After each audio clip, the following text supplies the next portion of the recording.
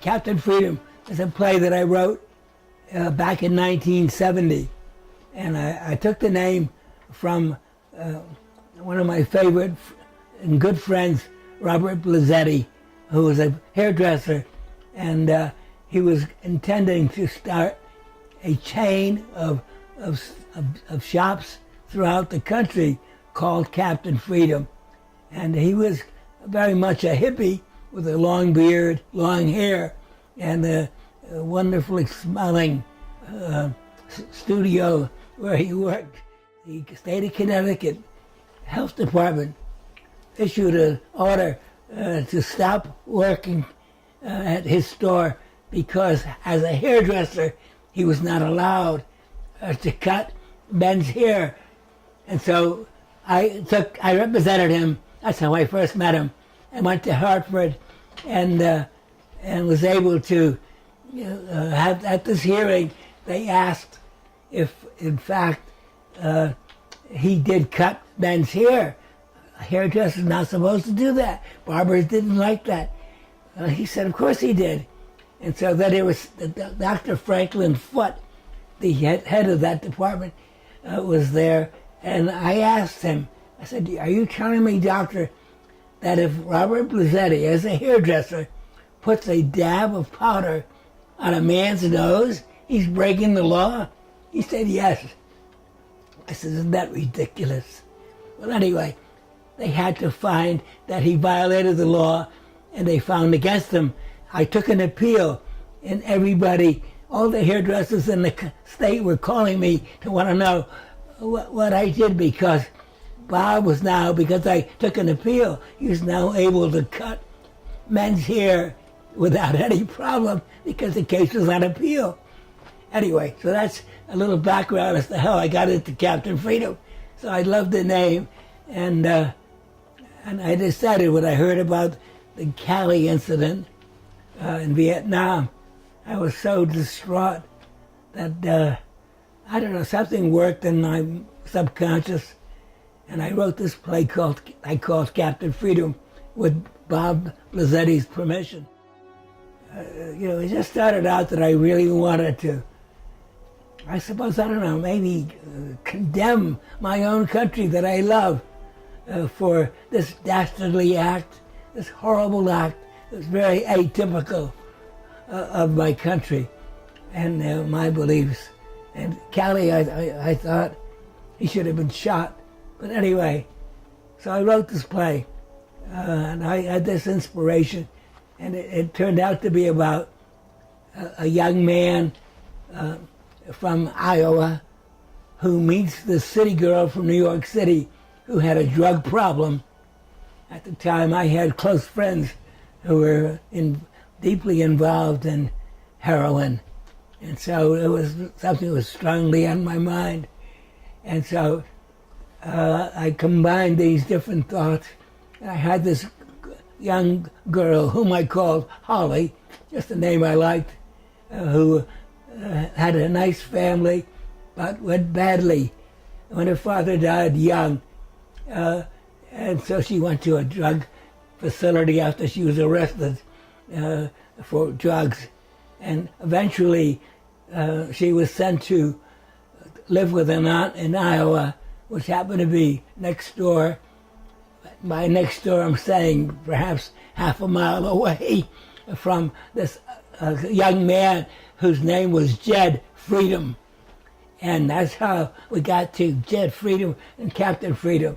And so the story then takes place between this young city girl who was very much involved in all the hip things from New York City, including drugs and liquor and everything else, with this young farm boy in Iowa who's on a farm since his father died in the service when he was very young, and he had to help his mother with the pigs in the farm.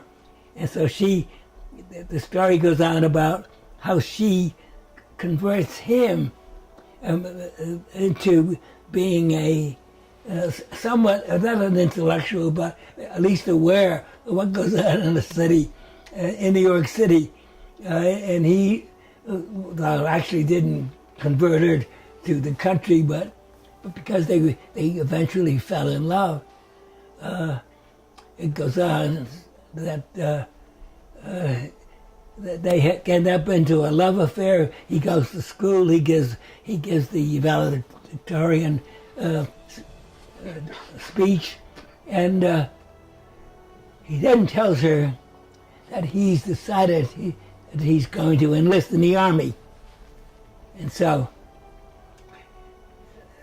that was a terrible scene there. And then he leaves, and the next scene is boot camp, and so they tried to make a killer out of this very gentle young man, and eventually succeed. And that's what the play's all about. I should tell you that when I first wrote it, I didn't write the music. I just wrote the play, and it was written in verse. So when my client said to me, knowing that I wrote poetry, when he said to me, "Look, Frank, I've got someone in Atlanta who was commissioned to write a rock opera, and he was doing it himself, but no, he can't do the words. So maybe you'd like to get involved." I said, "I'd love to, and I know just what I want to write about," and that's how that happened. And so I went to Atlanta, and when I got to Atlanta, the guy who was going to do the music then said, I don't know whatever the reason was, but he then lost interest in doing anything. So the Sound Pit, which was the name of the studio, that they had hired these two men from Philadelphia to do the music, and together we wrote the music. Okay, well, one of them was, I always thought it would be a showstopper, and it goes like this. To be a politician, I guess it must be said, you need to be made of horse manure and rocks and rats and lead.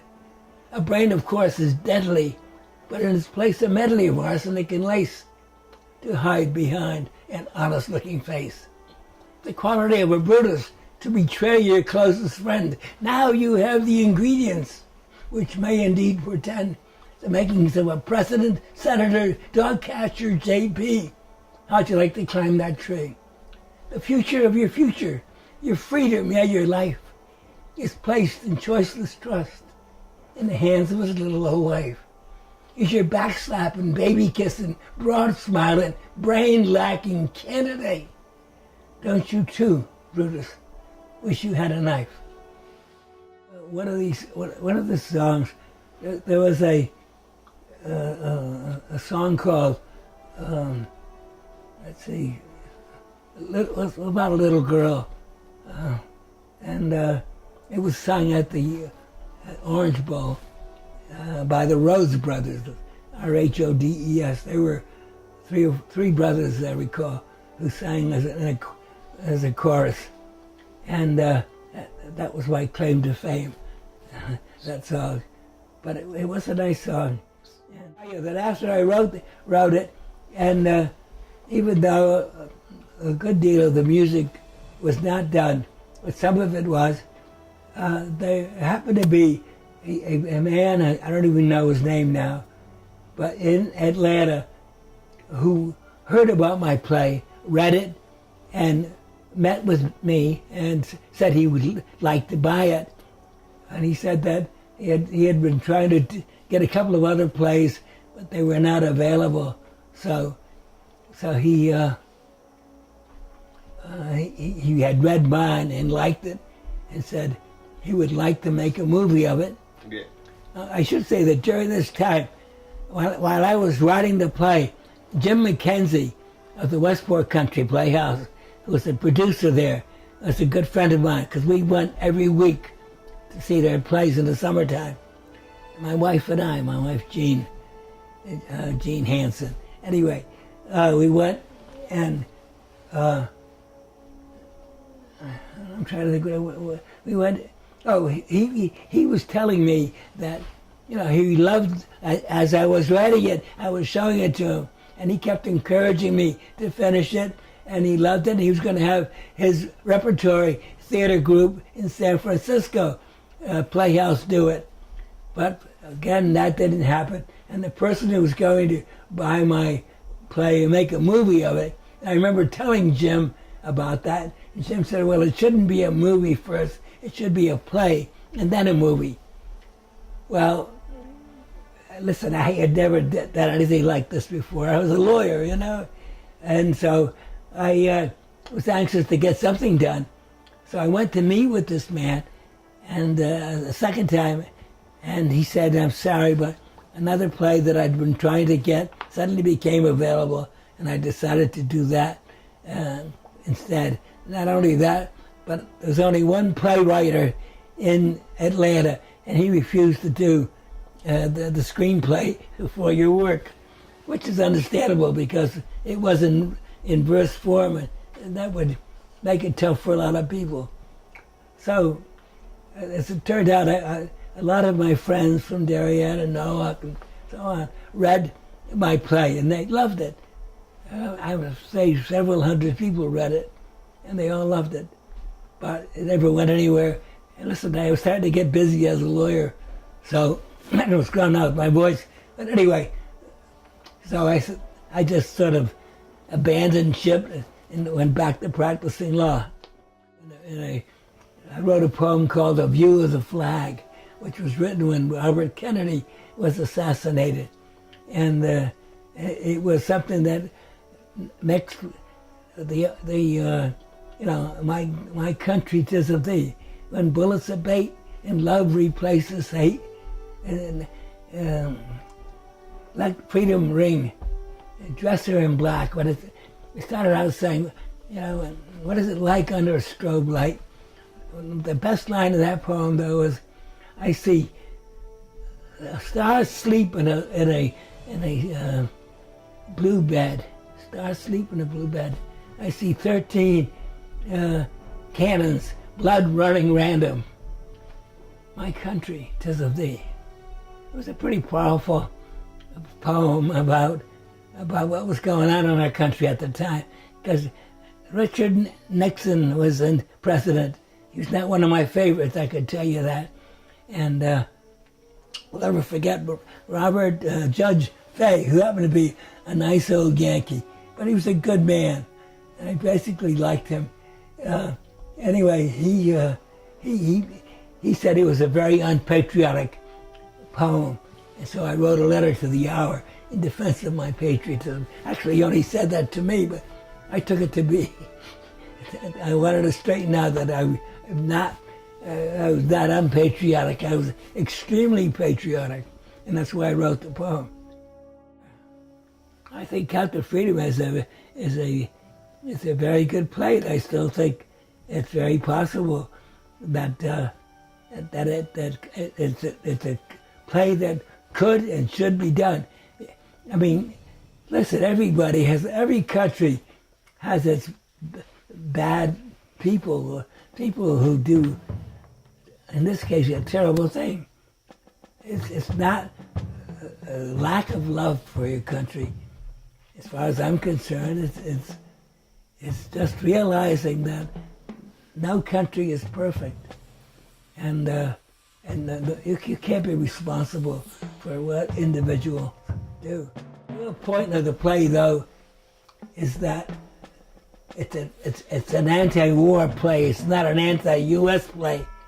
It's an anti-war because when you take young men, as a big story, wholesome, freedom-loving men who just enjoy life, you take them gentle, in this case a farm boy, take them out of their environment, put them in the army, give them a gun, and drill them and teach them to kill.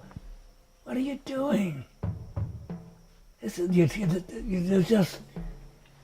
is why it's meant to be an anti-war play. That was the whole point.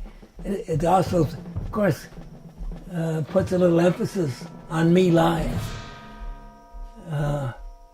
But Me Lai is just an occasion for putting an exclamation point on war is bad. War will go on forever because of politicians. And if I could do anything to help change that, and I'm not so naive to think I can, but a little voice, at least it's a little voice, is better than no voice.